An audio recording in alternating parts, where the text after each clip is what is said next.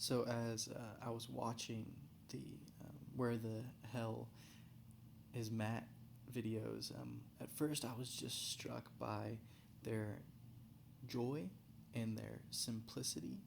Um, and as I watched the first one, I noticed that Matt was dancing by himself quite a bit more. And then in the second one, it seemed that he had kind of caught on to a vision of including people dancing with him a little bit more, and that seemed to be a change in mission for him. Um, and I also saw more of like a cultural influence on the dances that he was doing. He was allowing more of the culture to shine through in that second video. I've heard him talk in a couple different places, and he says that the point that he was trying to make in that second video is he came to a better thesis with it. Is that we don't need to be scared of each other, and he danced in places where you might not think people would be comfortable with an American dancing to support this thesis that we don't need to be scared of each other.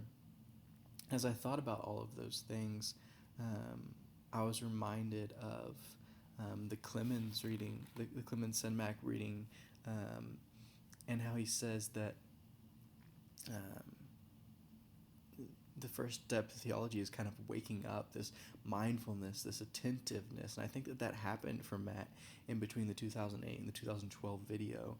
Is he kind of became mindful of the people around him, and he started to become attentive to them.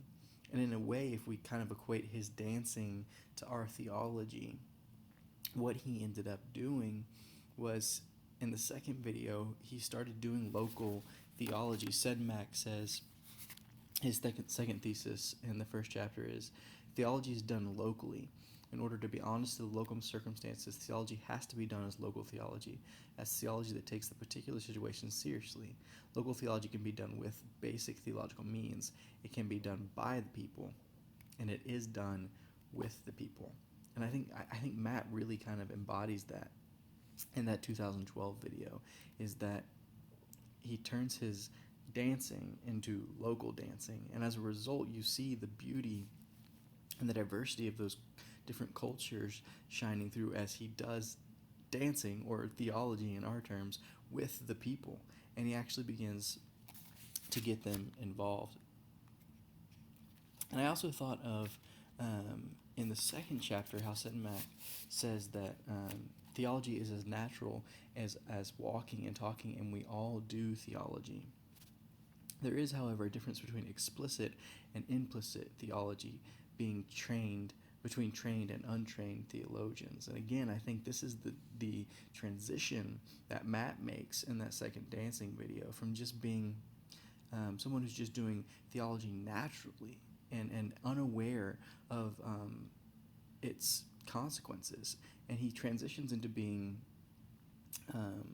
and more of a trained theologian that is understanding the explicit and the implicit theology of what he's doing. And I think so when we look at Matt's dancing as a model for our theology, I think this is the way we need to approach our communities, is to be mindful and attentive and aware to what is going on around us, and to invite people to do theology with us, and so that our theology is local, that it's embodied, and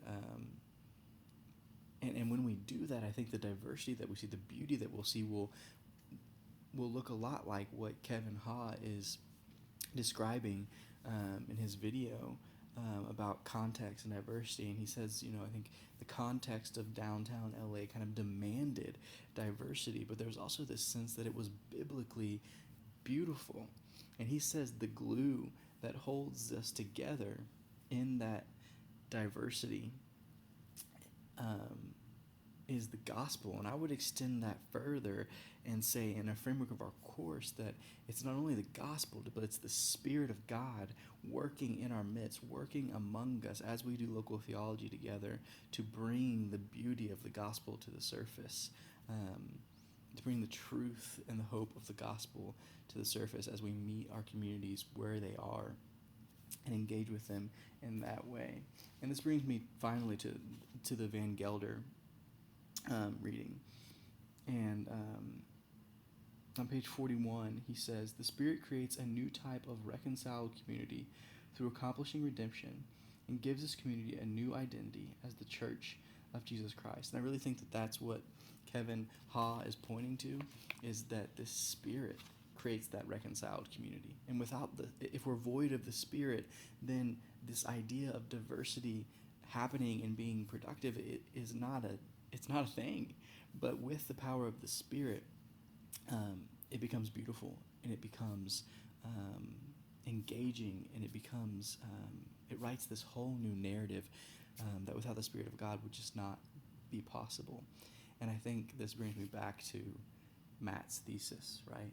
That we don't have to be scared of each other. That with the Spirit of God in and among us, we can be confident that the Spirit goes before us and is working on our behalf to bring this diversity and beauty to the surface as we do theology together.